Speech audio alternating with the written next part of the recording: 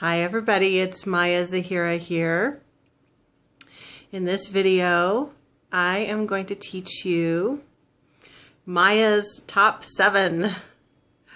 My top 7 methods that I recommend for psychic self-defense, energy protection, spiritual protection, and so on.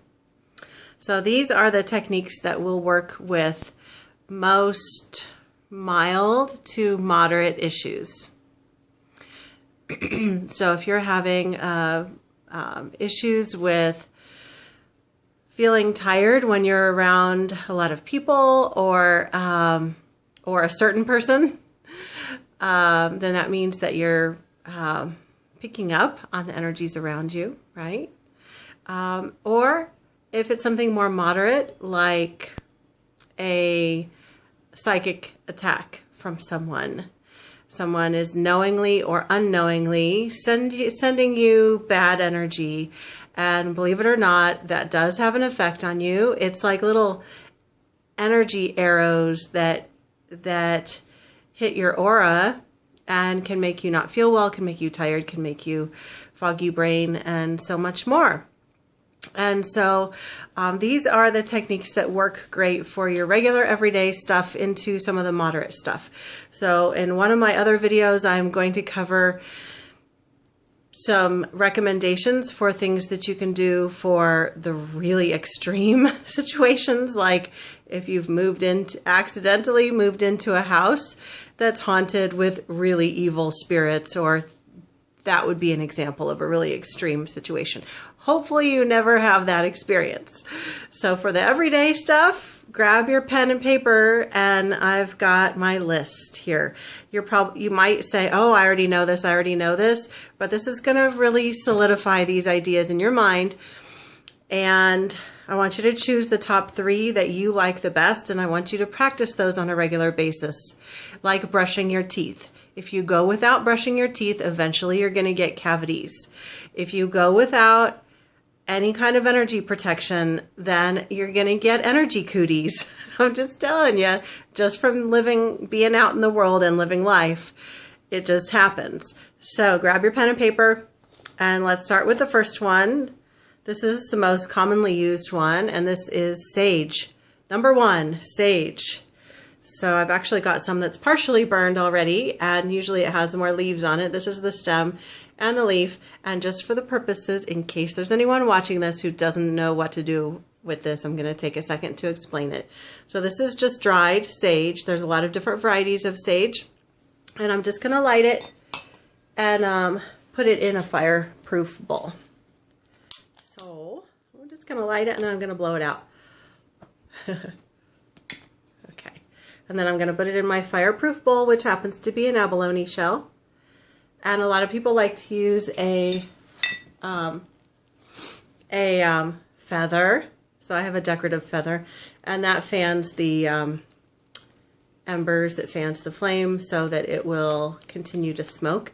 And this serves to clear energy, bless the space, and protect.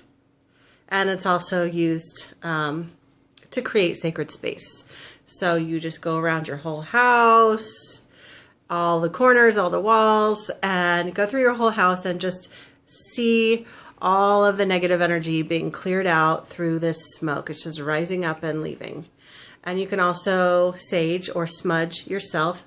The word smudge means using any kind of herbs, so it doesn't have to be just sage. But sage is the one that I recommend. You can also use sweetgrass and other herbs, so you can take the smoke and put it around you, or have a friend do it. Okay. There are specific techniques that people use for, quote, proper smudging around your body, but my experience is that it's the intent. So you put the smoke around you and you imagine all of that negative energy dissipating. This works great for, like I was saying, mild to moderate situations, and for a really extreme situation, I'm going to tell you that sage won't be enough. But if you use sage all the time, you're going to be fine, unless you have a severe situation like a a really scary haunting or a really extreme psychic attack or something like that. And that I'm going to teach in another video with some advanced techniques. That's number 1, sage. Number 2, spray. This happens to be my spray, but I'm going to tell you that you don't have to use my spray. You can use anything. So you can just use a spray bottle with water. Water will help clear the energy. So any kind of spray, water, actually even better if you put something that has energy clearing properties in it. This has my proprietary blend of essential oils in it that are great for clearing and protection. And it smells really good too. You can use it as a bug repellent as well. It's all natural and it has essential oils. And if you want to, you can contact me and I'll send you the recipe, because I'm not making these for profit. My intent is to spend time teaching, not making products. So these are just extra things that I sell to my students. Happy to send you the recipe. Just let me know. Okay. You could also, instead of just putting water in here, this is holy water. And that's just an idea. You can spray holy water or holy water with essential oils. Holy water is water that's been blessed either by a priest or in some other way it's been blessed. So that makes it more powerful for clearing energy. So that's number 2, is spray. That's my second favorite.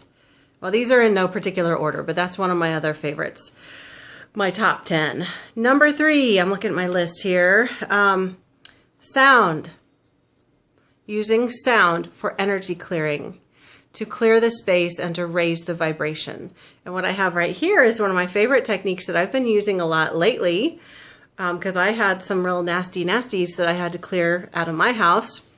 It's a long story and we won't go into it here, but this happens to be an angel tuning fork. And there are a lot of different tuning forks out there that are used for energy healing purposes. And this one, it's really short. It's shorter than most tuning forks that you'll see, because it's very high pitched. And what it does is it calls in angelic energy. And so it's very high vibration. I'm going to play it for you. I don't know if it's going to come out in the sound on the video, but we'll just try. And normally you hit a tuning fork on a soft surface, but with this angel tuner, I always carefully strike this crystal.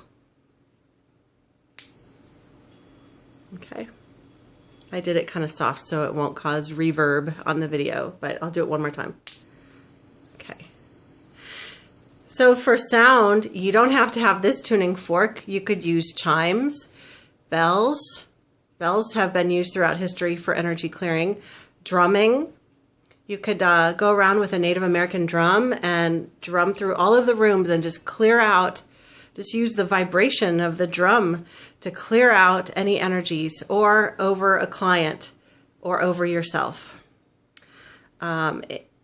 Also with sound, there's really amazing music online, and YouTube is a great resource to listen to free music. If you type in space clearing, or actually you type in 432 Hz, hertz, 432 hertz, you'll find a lot of music that is tuned to that frequency, and that specific frequency is great for clearing out negative energy.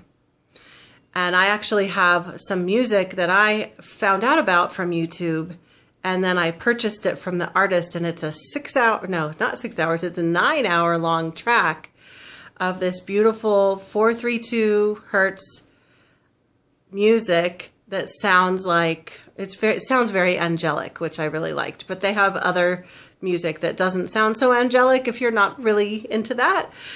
So all of it at that frequency clears out negative energy. And I purchased it and I put it on my iPod in my bedroom, and I have it playing on repeat constantly. So my bedroom is constantly getting an energy clearing and vibration raising and releasing, moving out any negative energy 24 hours a day.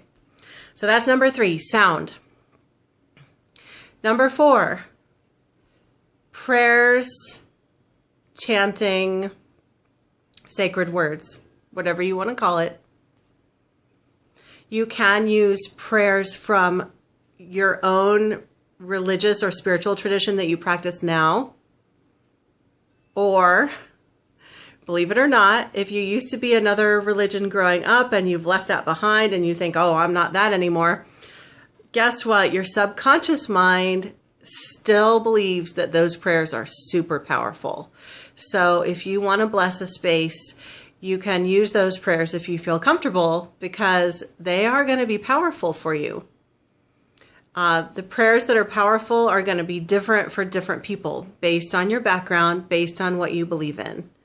So find some prayers or blessings or chanting or sacred words, whatever, sacred poetry, whatever you want. But here's the thing with prayers that are common prayers that have been spoken by thousands upon thousands of people aloud and in their minds and in their hearts. All of that collective energy that has been put into those words from those thousands upon thousands of people, all of that collective energy is empowering that prayer. The vibration is super strong. And that's why if I'm in a super energetically challenging situation where I feel kind of scared. I was raised Catholic, and so I go back to those roots, and I am saying the Lord's Prayer over and over again, even though I have a more open faith practice now that's not specific, but I still go back to that when it comes to really the real serious situations. Okay, so keep that in mind. Some of you watching this have a tradition that you currently practice that's very powerful for you, and use that. That is good as well. Okay, so that's number 4. That's prayers, or whatever you choose to call it. Some people don't like to think about the word prayer. Think of blessing, chanting. Hindu chants are powerful for some people, so use that. Okay. Number 5, sacred objects. Sacred object could be a statue of a deity. It can be a piece of jewelry, and I'm going to show you because, like I said, I was raised Catholic, and I recently, when the crazy thing that I went through a couple weeks ago was happening, I went out and purchased a rosary, and the etiquette is that you're not supposed to wear it. You're supposed to have it in a pouch unless you're using it for prayers. But I wear it under my top, so people just think that it's a crystal quartz necklace. Out of respect, I wear it underneath. And for me, since I was raised with that tradition, that sacred object is super powerful and highly protective for me. And when I was teaching a class yesterday, there was someone wearing a Celtic cross that I could see the power coming from that cross. It's very powerful for that person because that's what the person believes. As well as the cross, all the collective thousands upon thousands of people who have sent collective vibration and intent and energy into that symbol makes it powerful, makes it a sacred object. And there was another person who was wearing a pentacle necklace, and that was super powerful for that person, I could see, because that is a faith that's very important to them, is their earth-based religion that they practice. Okay, so I mentioned jewelry, necklaces, any kind of sacred object. It can be anything. It could be a Bible or any sacred text. Okay. So a book, any sacred book, any sacred object that you can think of. Okay. So get creative with that. You probably have at least one object that's a sacred object for you. For me, my bedroom is full of sacred objects because because I like to have a lot of protection when I'm sleeping. That's actually a time when you're a little more vulnerable because you're not consciously awake. So I have a lot of statues of different sizes that are aligned with the particular beliefs that I have. And I also have a rosary in there, which is a very powerful sacred object for me. I have pictures on the wall that are sacred to me. So the whole room is just filled. And I have gems like crystals and things like that. And all of that is very sacred. So sacred objects. 1, 2, 3, 4. That's number 5. Number 6 on Maya's top 7. Salt. Super easy. Salt.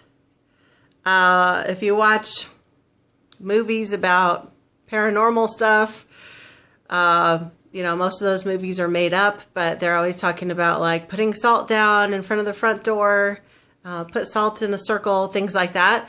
There's a reason why the writers of those shows have come up with that. It's because salt has been used for eons for protection against negative energy. And if you at any time feel unsafe, like there's some kind of negative energy that's making you feel uncomfortable, if you're living in a house that you think might be haunted, or any other reason why you don't feel safe, I suggest putting some salt, a little bit of salt under your pillow, or sprinkle it on the sheets if it doesn't drive you nuts because it has some texture to it. But you can sprinkle it, you know, maybe just at the very bottom and then under your pillow, and that is highly protective.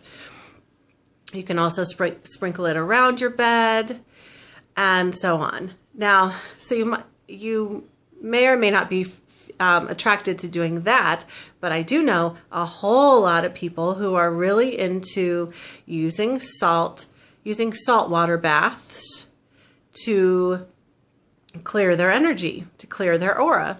It's the same thing. It removes negative energy. It clears your aura, and it helps your body detox as well.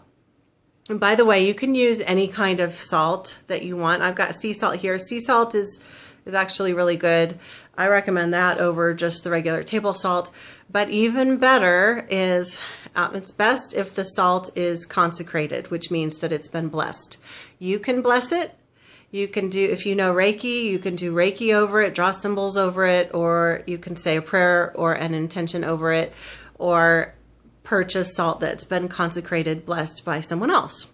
Okay, and then you put a scoop of that in your bath along with anything else that you want to make you feel comfortable. You can put protective essential oils in there, energy clearing essential oils, and then you're utilizing salt and the oils concept. Okay, so salt. And then the final thing on the list is sacred symbols. And this actually crossed over a little bit when I was talking about sacred objects. So in sacred objects, I'm talking about an actual object that you own. You either wear it or it's on your dresser or what have you. Sacred symbol can show up in one of your objects. It can be incorporated in one of your objects. But a sacred symbol is, you could even draw it in the air. You can draw any symbol in the air, and that is going to be protective. You could draw it. You could draw it over your front door as a protection, above your front door or in the doorway. Those of you who know Reiki, you can use the power symbol in Usui Reiki to protect and clear energy. You can use that symbol on all of your walls, your ceiling, your floor, and the center of the room, and that clears it. But just know that that power symbol, how we learn in the Reiki classes how to clear a room with that symbol, you can use any sacred symbol. So if you feel attracted to using the cross or the Star of David or the pentacle or any other symbol that's powerful for you that you believe in, you can use that symbol to clear your space and to protect and to raise the vibration. Okay. And again, any of those sacred symbols You can do more than just draw them in the air. You can have them as jewelry. You can, I actually took some protective essential oil and I put some in my hand and then I dabbed it and I actually drew that sacred symbol on the top, like the above the front door and above the back door of my house for additional protection. And you can't see the oil, it's invisible now, but it's there. It's a sacred symbol that's helping to protect the space. Okay, so let's go over our list again. Number 1, sage. Number 2, room spray or aura spray. Number 3, sound healing. Number 4, prayers. Number 5, sacred objects. Number 6, salt. And number 7, sacred symbols. So remember, I hope that you choose at least 3 of these techniques and use them on your own. Remember that you absolutely have to manage and care for your own energy, just because being out in the world and living life, there's all sorts of energies out there, and occasionally there's some really unsavory stuff out there, some really low vibration stuff too. Even if you never run into that stuff ever, just daily life energy can be tough on your aura. So you want to do these things to protect your energy. And don't forget, in addition to all of that, that you want to take care of your physical, emotional, and mental bodies. So you want to get plenty of rest.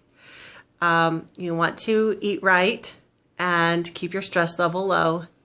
There's no amount of sage that's going to make up for you being utterly exhausted, which makes you more vulnerable to negative energy. So you make sure you cover all the normal, obvious self-care, and then you also do some of these top 7.